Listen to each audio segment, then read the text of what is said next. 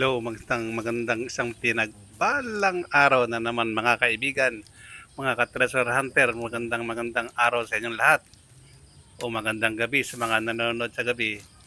Ito po ako'y tuwan-tuwa at ako'y nakakita po ng ganito. Ito po yung sa gitna ng palayan natin na aking pinahuhukay.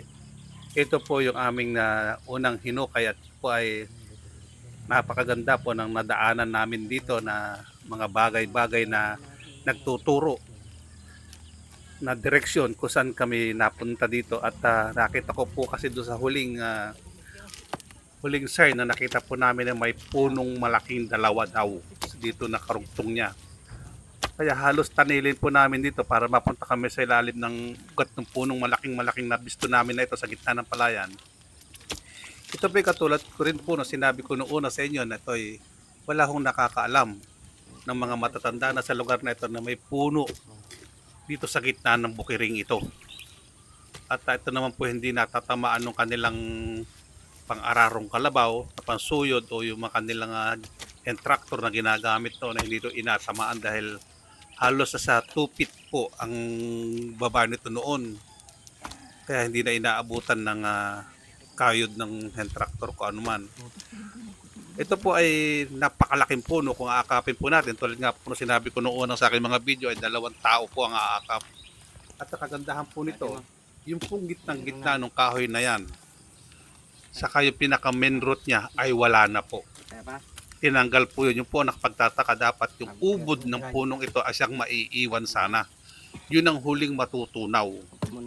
Pero ang kaibahan po nito ay yung pong labas niya, yung gawing kumbaga yung balat, yung inner skin ng punong ito, ang siyang naiwanan. At yung buo po ng punong ito ay yun ang nawala. Ang hindi po namin malaman ngayon kung sadyang tinanggal kasi mayroong sunog sa tabi ng puno na ito. Malalim na po yung may mga uling kami nakuha na pinagsunugan po sa dilid.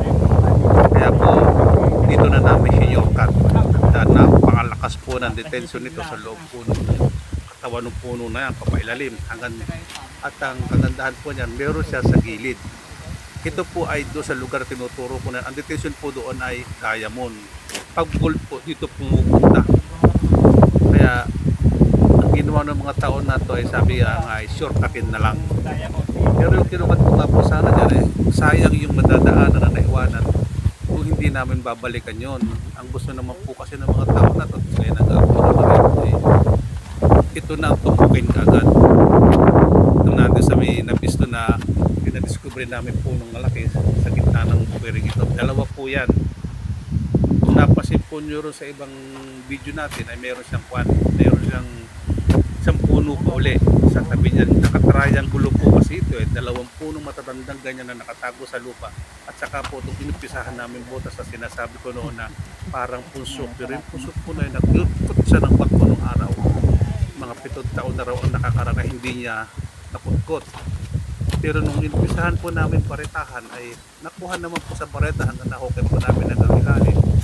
Sa puro buhangin, talagang purong buhangin.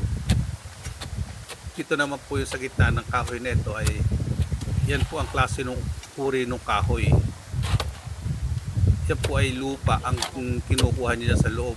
Kung sa ibabaw nito ay puro lupa, pero hanggang lumalalim po ay gumaganda yung takbo po ng lupa. Nagiging parang buhaghag siya, hindi na po malagkit.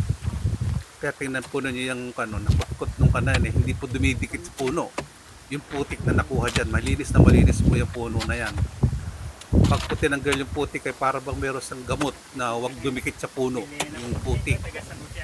Kaya yan po, makita na naman, hindi naman po namin hinugasan yan, hindi yan po kinalabasan. Sa totoo lang po yan talaga nakabaon sa putik. Yan po nakapagtataka sa puno na yan. Dapat po yan ay marumi at puro putik po sana. Hindi po. Dahil po yan hinugasan talaga napakaganda ng kinalabasan.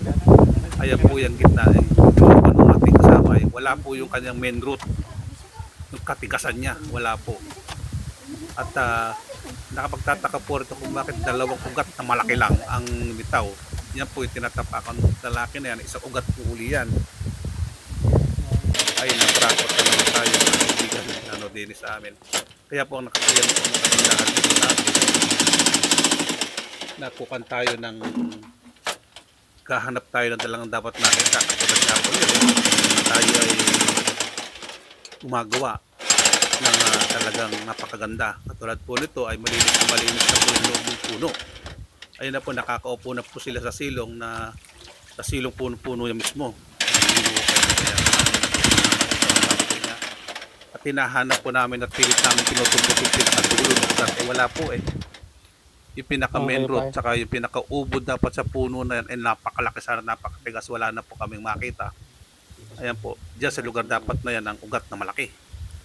At tingin ko yung tinatapakan nung nakapula na yan ay parang simento na, linis sa ilalim ng punong kahoy na yan. Kaya gumaganda po ang tanilin mo na dyan para pag-isahin nyo na kasi dalawang detention yan sa lugar na yan. Sa kabila hindi naman po kasi nakuhanan kasi ng camera sa kabila po na yan, sa may paapo na taas na po napansin po natin ay nandun din po isang detention na malakas. Hindi ko lang po alam kung yung detention doon ay ang tinutumbok din ay dyan din dito rin sa loob. Kaya gusto ko sana mangyari, butasin din doon at nang magsulubong sila. Kumbaga ay mahahangir po yung mahahangir yung ating puno na malaki na yan. Kaya lubos kaming ginaganahan sa harapan, lalo na kapag kami kumakain at nagkakarang ibang mga kasama ay nagsubuan na po yan na naghahakuan. Nagsubuan na po yan na naghuhukay sila dyan. Eh yan po ito niya. Tumbok na po yan, huli na yan. Ito yung isang sign po na nakuha namin niya sa loob. Na para siyang may talim na parang style ng pan. Ng shell. Pero yan po ay bato. Parang inukitan lang po yung uso niya ng parang shell sa taklobo style. Na parang talim-talim ng lagari yung dulo. At yan po ay papunta po doon sa baba ng forma. Yan. Baligtad po ang nila kay Eddie. Yung kanya, ayan, yung putalim na napaibabaw at yung tulis na yun ang napailalim. Yan, nakaganyan po posisyon yan. Yan. Napakaganda po ng mga sign na nakuha natin sa loob na yan. At kaya tuloy-tuloy ang paghuhukay po sa ugat na yan, sa ilalim. Yan po ay talagang inaasahan po natin na makukuha natin siya ng buo ngayon. Ayan po siya. Malinaw pa na dyan makita ito po. Saka sa gilid po niya, mayroong guhit sa gilid. Ayan o. Para sa may partida. Ayan po, may guhit po sa gilid. At ito naman po yung isa, yung baso na 1898. Ito po yung isang heart na nakuha, yung heart diyan. Kaya tuloy-tuloy po yung pailalim. Napakaganda po. Sana pagpalain tayo ng puong may kapal sa ating inaasahan na ito at nang tayo guminaginhawa naman ng buhay. Sa Diyos natin iyasa lahat ang mga gandang sign na ito na tuturo sa atin na binibigay po ng ating gabay at naway ibigay na sa atin ng ating Panginoon. Dalasan po natin ng panalangin sapagkat Diyos lamang po ang talagang makapagbibigay sa atin itong lahat, mga kaibigan, lahat ng mga treasure hunter dyan at yung mga nanonood sa atin ay sana'y mag-suporta po kayo at nang tayo lumakas. Ito yung isa mga bato na treasure na nakuha natin doon. Yan ang bato na may nakahalong ginto na napakagandang tignan panong kayamanan na nakadikit dito. Ito po ay nakuha lang sa Natibagan. Ayan, sa gilid po ng ating ginagawa. Ito po ay napaganda bato po na may mga nakadikit na ginto at ito po ay isang shell na malaki po ito, parang kabibi style. Napakabigat po. Napakaganda ng ganitong nakakalakas ng loob. Ayan po, 100%. Saka po ang kagandahan yan, meron siyang buka sa ilalim. Ayan, may butas po sa ilalim. Kaya napakagandang tignan, napakagandang panurin at siyang-siya na. Sinasabi nga na huli na, bingo na. Ito po yung isa na nakuha din sa gawing ilalim. Ayan, ito po yung mga sinasabing gemstone na napakaganda po at nag-iiba po ang kulay nito. Sa loob po nito yung kulay dilaw. Tumatagos po ang flashlight dito. Ayan. Ito po yung mga mamahalin mga gemstone. Pag po biniyak yan ng diamond grinder na cutter, lilitaw po ang ganda niyan sa loob. Ayan. Karamihan kasi bumibili po nito yung mga Koreano at saka China. Ang mga bumibili po nito. Dito po sa atin ito parang wala pa ako nakitang buyer nito. Pero totoo pala na mayroong ganito na nakukuha dito sa Pilipinas at hindi lang pala sa bansa ng China at Korea nakukuha ito. Ito po ay nandito ngayon sa akin at saka po meron tayong isang napakagandang bagay. Ito po.